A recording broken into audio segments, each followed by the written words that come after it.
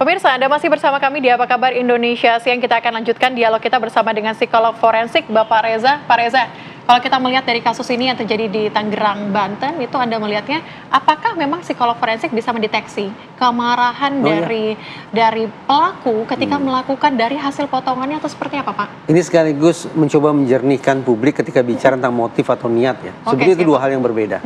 Kalau kita bicara motif hanya ada dua kemungkinannya. Satu, motif emosional. Kedua, motif instrumental. Kalau motif emosional, maka kosakata semisal marah, benci, dendam, sakit hati, frustrasi, putus asa itu menjadi relevan. Kalau motifnya emosional. Kalau motifnya instrumental, ini tidak ada sangkut pautnya dengan suasana hati. Orang melakukan kejahatan dilatar belakangi oleh motif instrumental, maka tujuannya adalah untuk mendapatkan manfaat tertentu. Jadi aksi kejahatan, misalnya pembunuhan, merupakan instrumen untuk mendapatkan manfaat tertentu. Harta, pasangan, atau apapun itu. Nah, itu kalau kita bicara tentang motif. Sementara kalau kita bicara tentang intensi atau niat, ada 4 lapis. Mulai dari yang bertujuan, turun sedikit berkemauan atau berkeinginan, turun sedikit menjadi istilahnya recklessness, mungkin bisa di Indonesia kan menjadi kecerobohan. Turun lagi negligence, kelalaian, dan sejenisnya. Alhasil kita bicara apa? Kalau mengacu pada apa yang tadi dideskripsikan oleh Pak Kapolres, saya menyimpulkan bahwa motif dominan emosional. Berarti ada luapan amarah yang menggelegak pada diri si pelaku. Walaupun hingga derajat tertentu dia tetap mampu berpikir secara jernih sehingga bisa membangun perencanaan yang sempurna dari hulu sampai hilir. Kapan dia akan melakukan aksi terhadap korban. Dan bagaimana menghilangkan barang bukti terkait tubuh korban, itu sempurna dia pikirkan. Motifnya emosional. Sementara kalau kita bicara niat atau intensi, sudah jelas karena ada kata berencana yang diucapkan oleh Pak Kapolres, maka ini merupakan bobot kejahatan dengan niat yang paling berat. Hitung-hitungan di atas kertas, orang yang melakukan kejahatan dengan motif emosional ditambah lagi dengan niat atau intensinya adalah purposely atau bertujuan dalam kurung berencana, maka akan sangat berat. Bisa jadi entah itu hukuman mati atau hukuman seumur hidup. Pak Reza, tapi kalau dari pandangan Anda melihat kasus ini ya, tadi kan ada motif sakit hati, tapi mungkin ada kasus-kasus lain terjadi di Indonesia. Ini dari pandangan Anda, mutilasi tersebut apakah memang ada jenisnya, Pak, atau seperti apa? Pertanyaan jitu. Jadi orang selama ini menganggap bahwa pelaku kejahatan yang melancarkan mutilasi terhadap tubuh korban itu pasti disertai dengan gelegak amarah yang tidak lagi tertahankan. Itu masuk akal. Tapi kemungkinan yang lain adalah seorang pelaku melancarkan mutilasi lebih pada untuk menghilangkan barang bukti. Barang buktinya apa? Tubuh korban. Sehingga perasaan amarah barangkali sudah terluapkan ketika dia melakukan pembunuhan, tapi sekarang isunya adalah misi kedua kejahatan. Bagaimana lolos dari lubang jarum, bagaimana menghindari proses hukum. Caranya salah satunya adalah menghilangkan barang bukti. Seperti apa metodenya? Antara lain mutilasi. Tapi Pak, ini kan disimpan di freezer selama 15 bulan waktunya. Artinya si pelaku berada dekat begitu dengan korban di rumahnya, di dalam freezer tersebut. Apakah ini ada mencirikan tanda-tanda kelainan tertentu atau seperti apa, Pak? Kita ingin tidak pelaku dihukum berat. Kita inginkan ya pelaku dihukum berat. Kalau kita ingin pelaku dihukum berat, maka kita tidak boleh pakai asumsi yang bersangkutan sakit jiwa, yang bersangkutan gila, yang bersangkutan tidak waras, dan sejenisnya. Kita hanya boleh pakai satu asumsi. Apa tuh, Pak?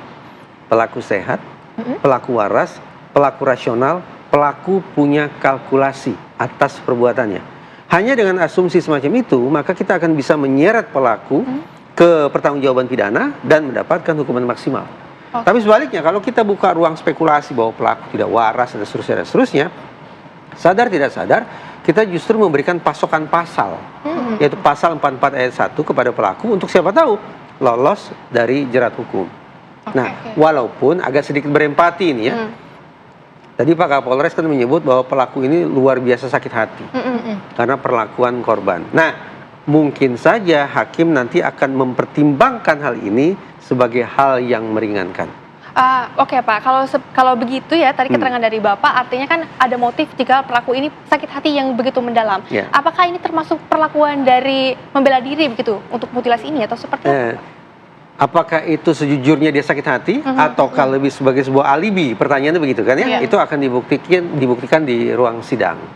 Nah, sekali lagi kalau hakim teryakinkan bahwa perasaan sakit hati itu memang sangat kuat, dan diakibatkan oleh perbuatan korban terhadap pelaku, maka bisa saja hakim akan menjadikan rasa sakit hati itu sebagai hal yang meringankan.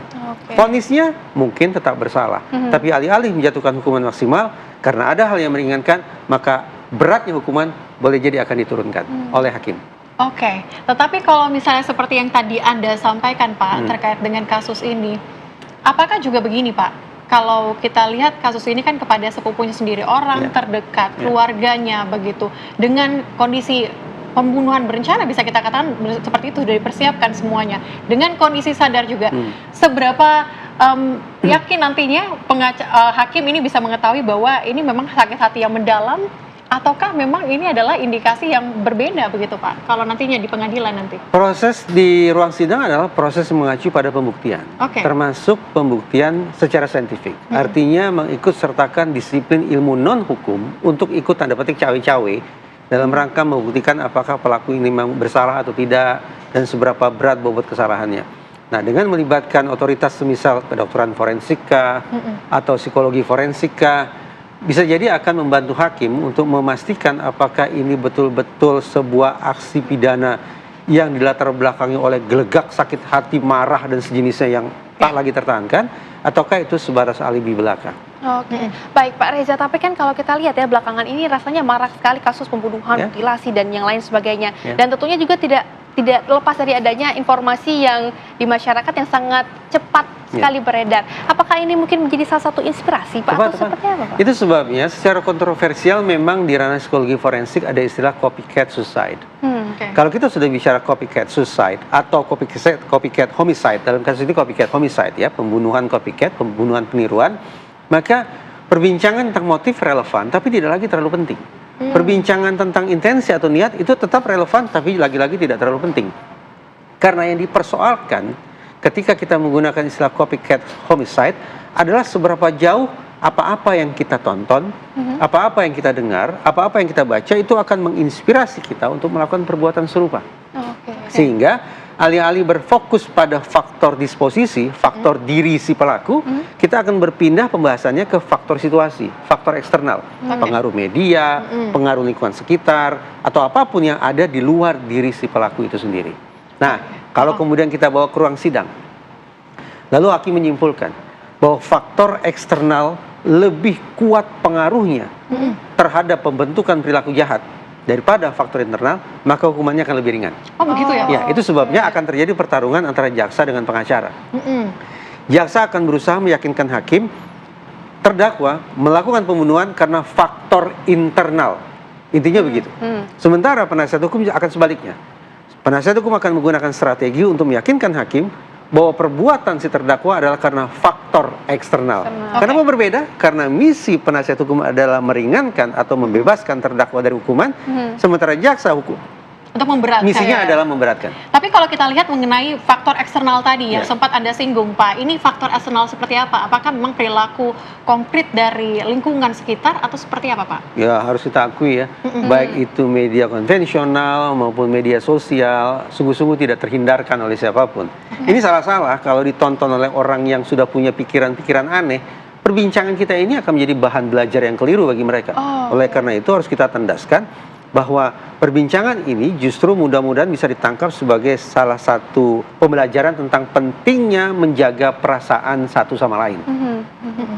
Kasus yang menyedihkan sekaligus menakutkan di Tangerang ini jadi bukti bahwa ketika perasaan tidak lagi terkendali, kita tidak lagi menaruh empati, maka situasi yang penuh dengan tragedi akan bisa terjadi seketika.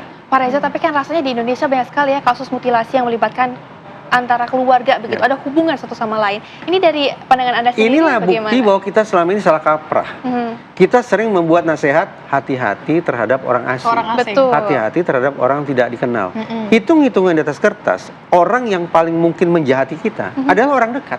Orang di sekitar. Orang sekitar, karena dia yang tahu apa kebiasaan hidup kita, apa kelemahan kita, apa kekuatan kita, bagaimana cara yang paling jitu untuk melumpuhkan kita, dan seterusnya dan seterusnya. Nah, dengan pengetahuan yang lengkap macam itu, maka sekali lagi, wejangannya harus kita ubah. Bukan lagi waspadai orang asing, hati-hati terhadap orang tidak dikenal. Justru sebaliknya, orang yang paling kita waspadai, yang paling mungkin menyakiti kita, dan paling mungkin berhasil mencapai tujuan jahatnya siapa pelakunya? Orang dekat, orang yang kita kenal. Artinya orang yang dekat, orang yang kita kenal ini cenderung menggunakan pembunuhan berencana begitu Pak? Dalam Intinya aksinya. begini, seorang pelaku kejahatan, dia harus belajar agar misinya Sukses. mencapai tujuan. Maaf ya, sekali lagi jangan ditangkap secara keliru ya. Oke. Pelaku kejahatan akan berpikir, apa yang harus saya lakukan? Target, insentif, sumber daya, dan risiko apa yang harus saya kuasai agar misi kejahatan saya mencapai sasaran. Nah, salah satu yang harus dipelajari adalah tentang tindak tanduk, gerak-gerik, kekuatan, dan kelemahan siapa? Target yang akan saya incar. Siapa orang yang paling punya akses untuk mempelajari diri kita? Orang terdekat. Orang pastinya. terdekat. Oke. Tapi apakah mutilasi ini selalu menjadi pilihan paling akhir begitu dari para pelaku ini atau seperti apa Anda melihatnya? Ngerinya begitu ya, bahwa mutilasi, mudah-mudahan saya keliru ini, mutilasi tampaknya tidak lagi menjadi satu-satunya cara bagi orang untuk mengekspresikan amarah. Tapi mutilasi seolah sudah dipelajari keliru sebagai cara yang jitu untuk menghilangkan barang bukti. Butuh 15 bulan. Dan secara kebetulan pula, polisi menemukan bukti pembunuhan itu. Dengan kata lain, mutilasi, saya tidak akan lanjutkan kalimat saya, nanti akan jadi keliru, aneh. Bunyinya jadi aneh. Tapi intinya adalah, sekali lagi, pelaku kejahatan belajar tentang kelemahan-kelemahan kita, dan kita juga harus belajar menata perasaan-perasaan kita. Baik, terima kasih Pak Reza sudah bergabung bersama dengan kami di Apa Kabar Indonesia Siang, dan tadi juga ada Kapolres Tangerang, Kombes Pol Bahtiar Djoko Mujiono. Dan pemirsa, tentunya Apa Kabar Indonesia Siang akan kembali dengan sejumlah informasi lainnya, tetap bersama kami sesaat lagi.